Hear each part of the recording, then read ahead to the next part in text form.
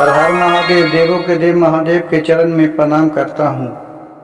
दुर्गा माँ के चरण में प्रणाम करता हूँ।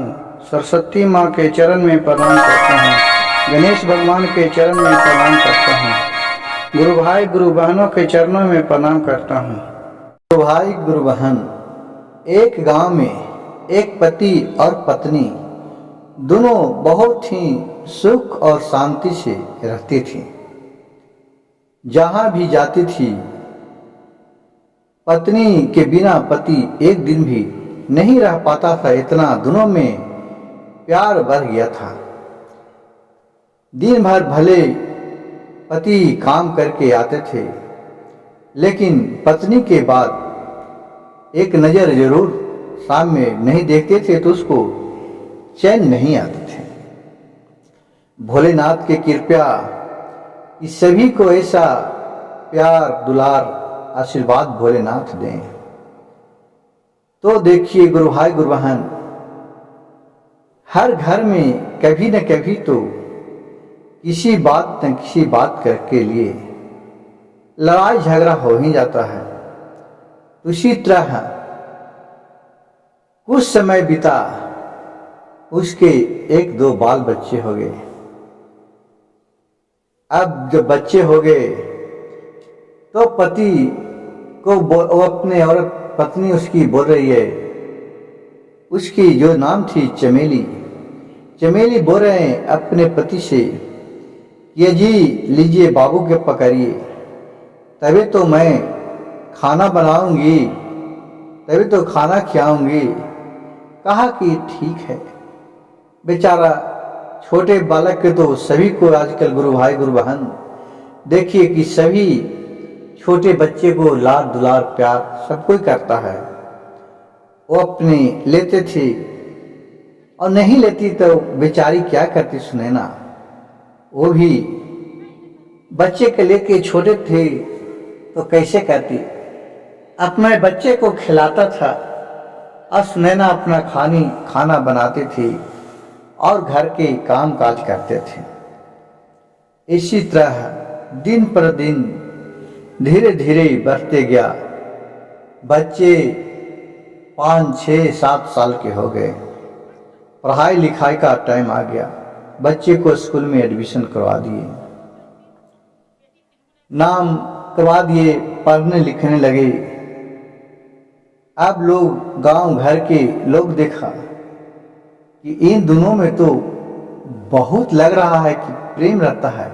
अब दोनों के कैसा लड़वाया जाए।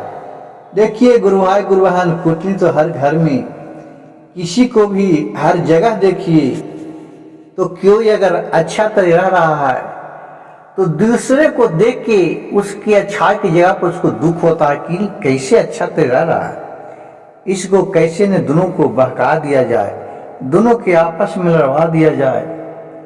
कितनन का है कि दोनों की लड़ाई देख के अच्छा लगता है, लेकिन कितना गुरु भाई गुरु बहन कि दोनों को प्यार देख के अच्छा लगता है। और कहते हैं कि जैसा प्यार सबको भोलेनाथ दे, लेकिन अच्छा करने वाला को अच्छा ही मिलता है। ये जो दोनों सुनैना पति और पत्नी थी, किसी को बेचारा बुराई नहीं करता था। उसका इस सब के बारे में उसको फुर्सत नहीं, मगन ही रहता था अपने खुशी में। दोनों परिवार माँ बाप सबको खुशी रखता था। एक दिन दोनों में अब धीरे धीरे जब बढ़ गया, खर्चा बढ़ गया और इनकम कम हो गया। अब उतने कमाई से उसका काम नहीं चलने लगा। अब क्या करे। अब यहाँ औरत को तो शुरू से आदत लग गया था शौक मौज ऐश करने का, जो भी मन में आता था लेता था। अब गुरु भाई गुरु बहन, अब लड़का के पास तो पैसा रहने नहीं लगा। जितना कमाता था, जितना इधर खर्चा हो जाता था। अब क्या हुआ कि धीरे धीरे धीरे धीरे दोनों में लड़ाई झगड़ा होने लगा।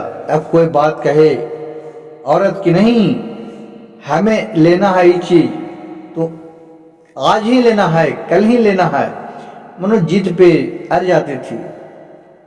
अब पति तो किसी न किसी कैसे कैसे करके उसको पूरा कर देता था, लेकिन कब तक इतना करेगा भाई, कब तक कितना करेगा। एक दिन तो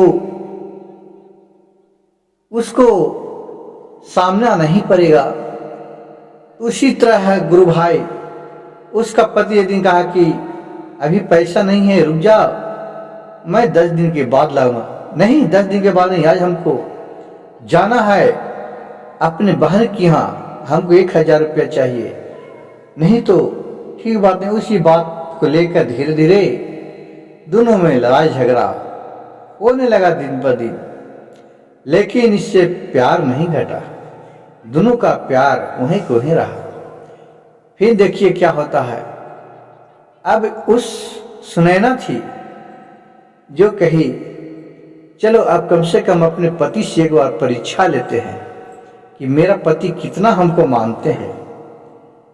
तो क्या किया कि वो खाना बना रही थी किचन रूम में, तो वहाँ देखा कि पति के आने का टाइम हुआ, तो बोल रही पति को एक कागज पर लिख के और रख दिया और बोला, लिखा उसमें कि मैं अब अपने मैके जा रहा हूं, अब तुम्हारे साथ नहीं रहूंगा, मैं तुमसे बहुत अजीज हो गया हूं। कहा।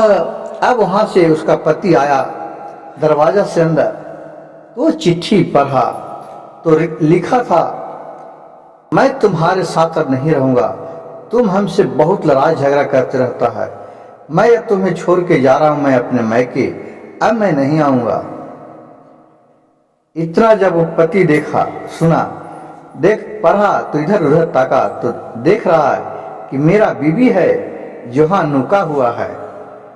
तो वो क्या किया कि चिट्ठी पर लिख दिया कि पगली, मैंने तुमको देख लिया है, तुम्हारे बाल नजर आ गया है, तू छिपी है, मैं जा रहा हूं सामान लेने के लिए। इतना लिखा चिट्ठी पर। लेकिन देखिए गुरु भाई गुरु बहन, और क्या इसके आगे होता है।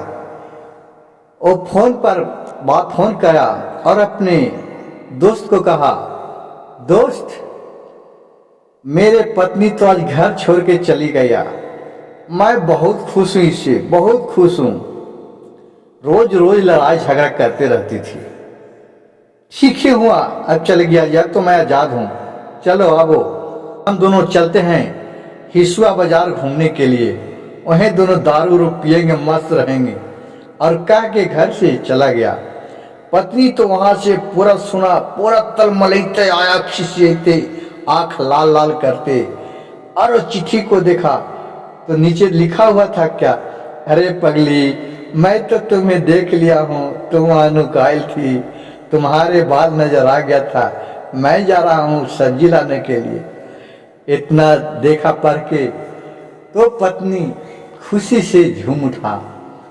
फिर 2 घंटे के बाद उसका पति आया सब्जी उब्जी लेके, आलू मटर सीम टमाटर कद्दू कोहरा, अपने पति को चरण छुआ और दोनों फिर उसी प्यार भरी बात करने लगे।